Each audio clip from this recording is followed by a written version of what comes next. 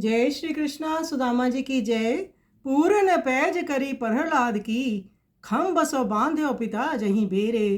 श्री नरोत्तम दास जी का ये सवया है। नरोत्तम दास जी के शब्दों में जब सुदामा जी कहते हैं कि इंद्र के पद से निर्धनता अच्छी है जिसके रहते हम प्रभु भक्ति बनाए रख सकते हैं, सुदामा जी से असहमत होकर उनकी पत्नी कहने लगी कि श्री कृष्ण में अलौकिक शक्ति है। जब हिरण्यकशिपु ने अपने पुत्र प्रहलाद को खंबे में बांध दिया था, तब भगवान श्री कृष्ण ने ही प्रकट होकर प्रहलाद की प्रतिज्ञा को पूर्ण किया था। चीरहरण के समय ज्यों ही द्रौपदी ने भगवान श्री कृष्ण का हृदय में ध्यान किया, त्यों ही उन्होंने दुर्योधन की सभा में वस्त्रों का ढेर लगाकर उसकी लाज बचाई। उन्होंने ग्राह के फंदे में फंसे हुए हाथी की रक्षा की। हे स्वामी, उसे तो श्री कृष्ण की कृपा का पूर्ण विश्वास है। हमारी निर्धनता से 1000 गुनी बड़ी निर्धनता भी उनकी एक कृपा दृष्टि से दूर हो सकती है। वे सभी कुछ करने में समर्थ हैं।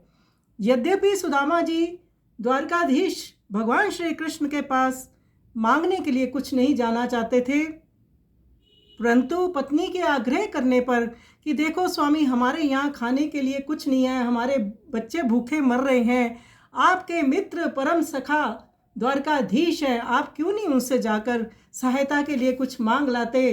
तो जब सुदामा जी जाते हैं तो भगवान श्री कृष्ण द्वारकाधीश उनको भरपूर भक्ति और कृपा देकर भेजते हैं। उनकी पत्नी को भी उनकी इच्छा को पूर्ण कर देते हैं। ऐसे भक्त वत्सल भगवान हैं। आइए सुंदर स्वे का हम श्रवण करें।